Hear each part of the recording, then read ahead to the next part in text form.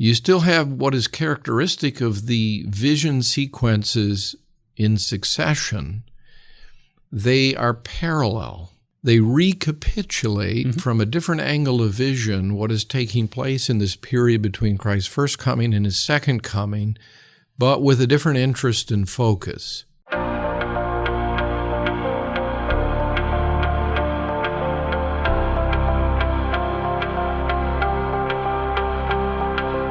Welcome to Mid-America Reformed Seminary's Roundtable Podcast, a broadcast where the faculty of Mid-America discuss everything from Reformed theology, cultural issues, and all things seminary. This is episode 68, and I'm your host, Jared Luchabor, Director of Marketing. Thank you for joining us.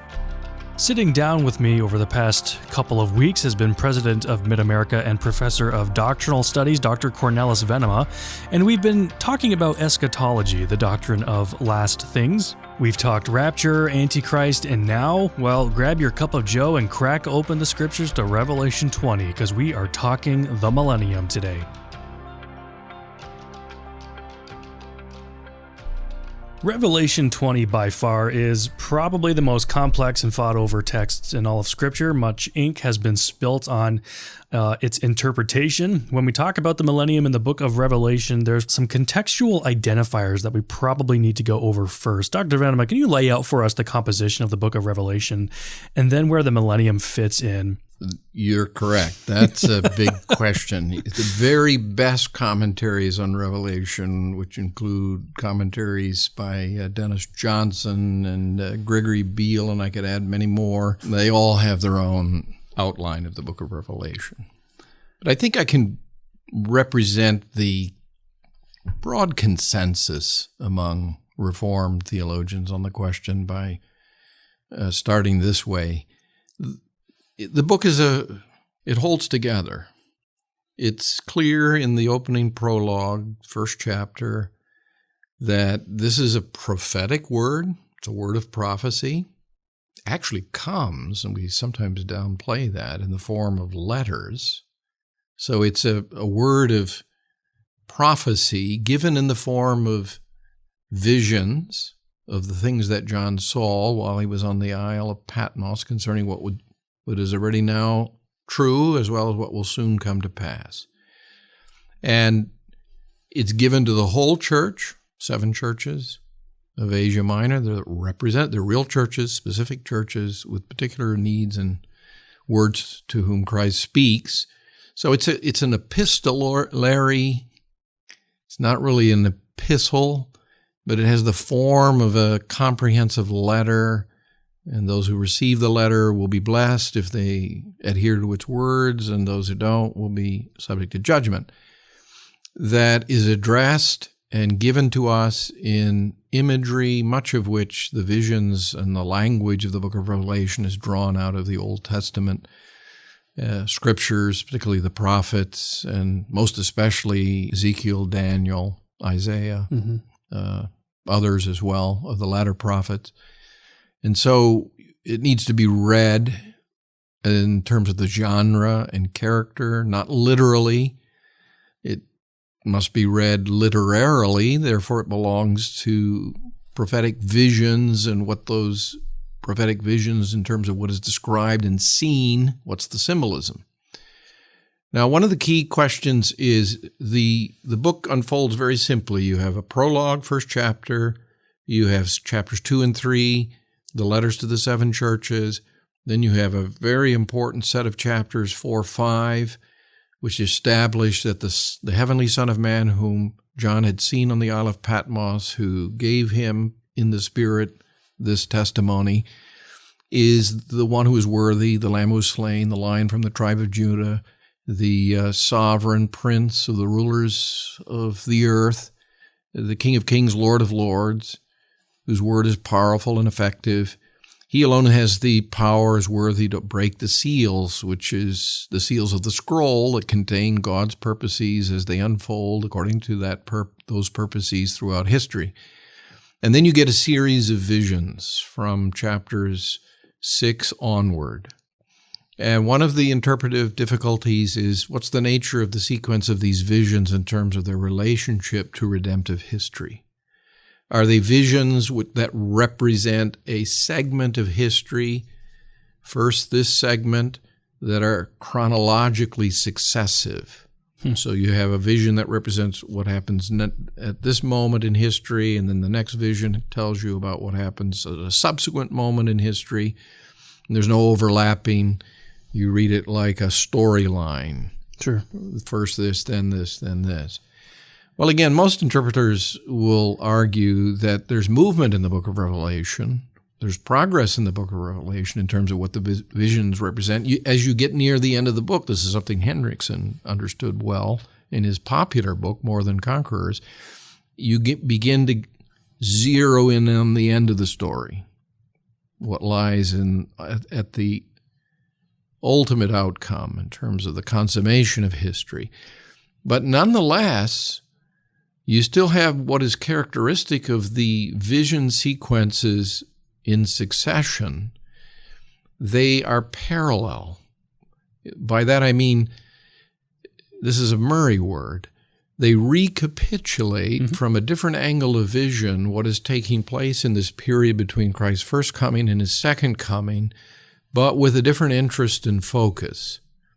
Dennis Johnson uses an interesting analogy. You're filming a movie, and you have a take one, you have take two, take three.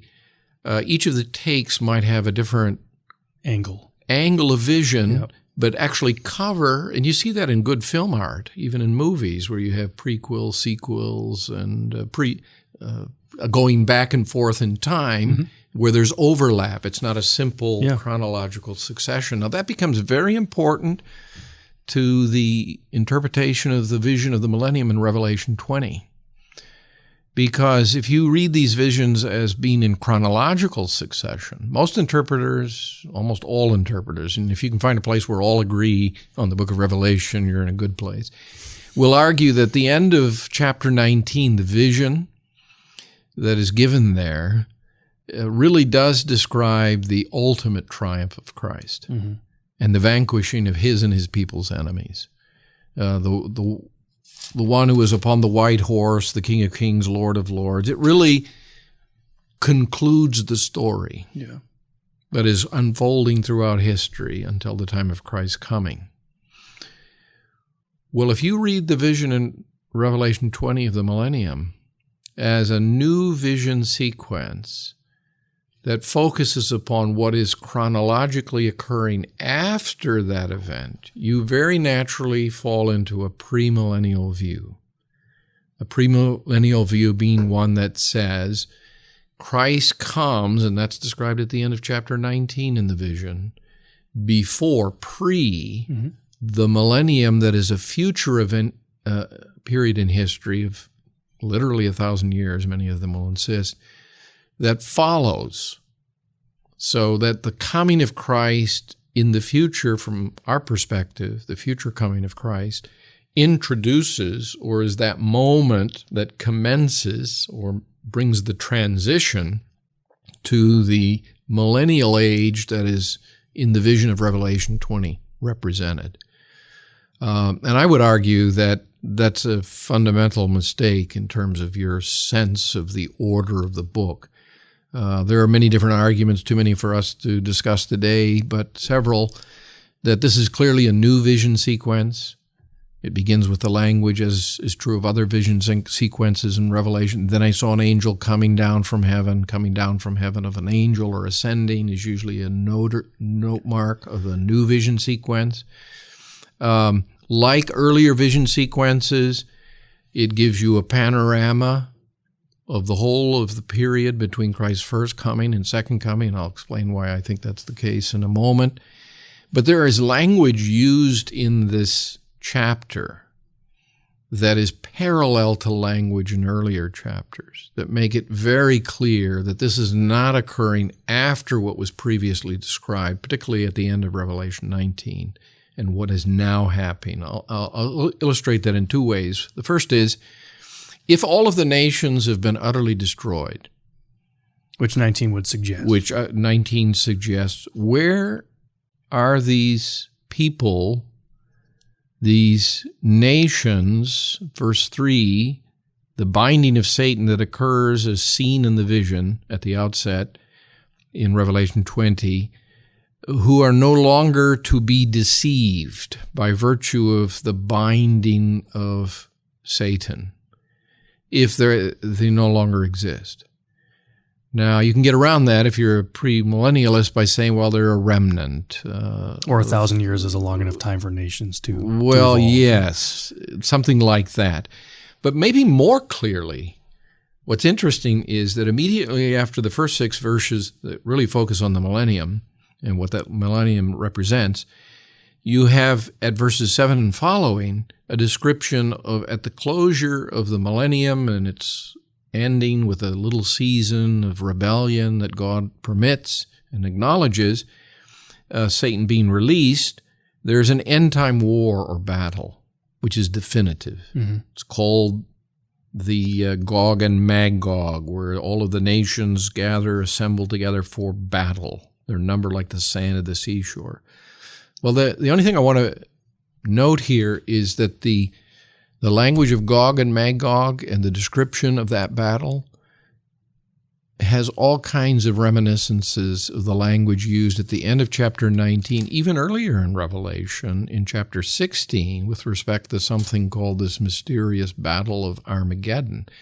They're all of them in 16, 19, and here again in 20, denominated the, as in the definitive, the war of wars, the war that ends all wars, right. Like World War II is supposed to, well, actually World War I was supposed to end all wars.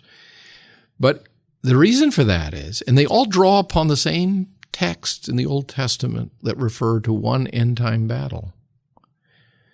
That's a significant indication that the angle of vision of this particular chapter, this vision of the millennium in chapter 20, repeats, parallels, or not the angle of vision, but the period of history is similar, but with a unique, distinct focus in this particular vision. But the format of history in all of them, in their paralleling each other, is similar. Christ comes, his word is proclaimed among the nations. As the end approaches, opposition intensifies, but ultimately, to use Dennis Johnson's lovely title for his book on the book of Revelation, the triumph of the Lamb. The Lamb triumphs. And the chapter 20 is really a great chapter in the sense that it opens the door to the great epilogue or conclusion of the book in chapters 21 and 22, which is the final state. The New Jerusalem, the new heavens and the new earth, the consummation of the kingdom. There is no more history of redemption. It's been concluded. And you see the definitive conclusion, you might say dramatically represented in the vision of the millennium, and it's unfolding in chapter 20. Having laid the groundwork, the foundation, the construct of the book of Revelation for getting to chapter 20, Dr. Venema will continue next time describing what exactly is going on in the millennium. We hope you can join us. For more podcast episodes, you can find us on our website at midamerica.edu/podcasts, on YouTube, and wherever you listen to your favorite podcasts. Be sure to search for and subscribe to Mid-America Reformed Seminary's Roundtable. I'm Jared Luchabor. Till next time.